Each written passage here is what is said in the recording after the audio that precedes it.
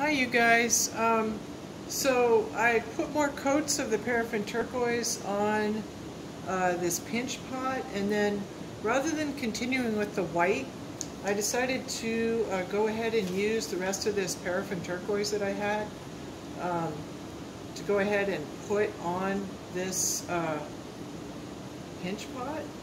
And I'm just making a little video about it because I don't know, I thought you guys might be interested to see what the result of putting on one coat of Majolica white and then 2 coats of the paraffin turquoise might be. So you guys can mix the glazes.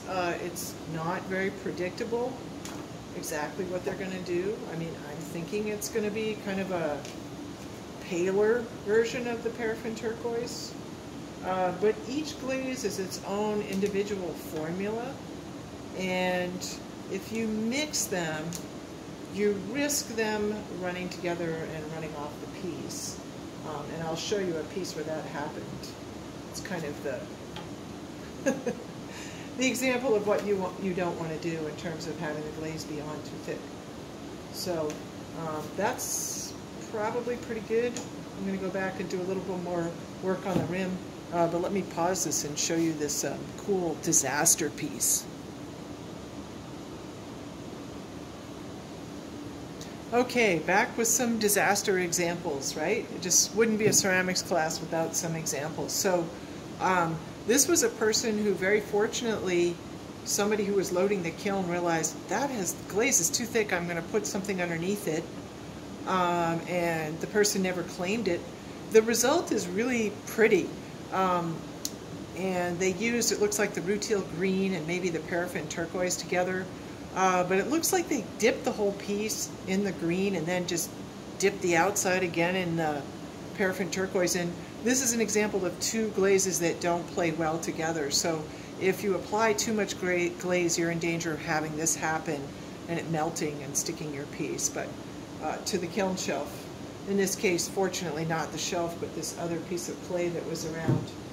And here's another example of somebody who looks like they used the iron red glaze, and then maybe this one here, the Falls Creek Chino.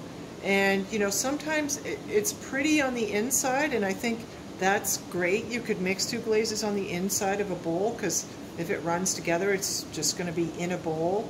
But on the outside, it was kind of a disaster because of the shape, especially the 2 glazes ran right down this shape and then stuck the piece to the shelf. So now it's sharp, and that's literally part of my kiln shelf on the piece. So you're in very little danger when you brush coat of having this happen because the glaze just doesn't go on that thickly.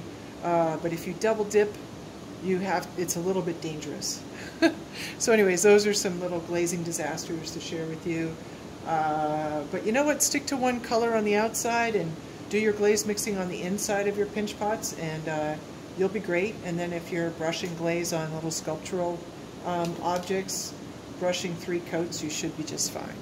All right, that's it.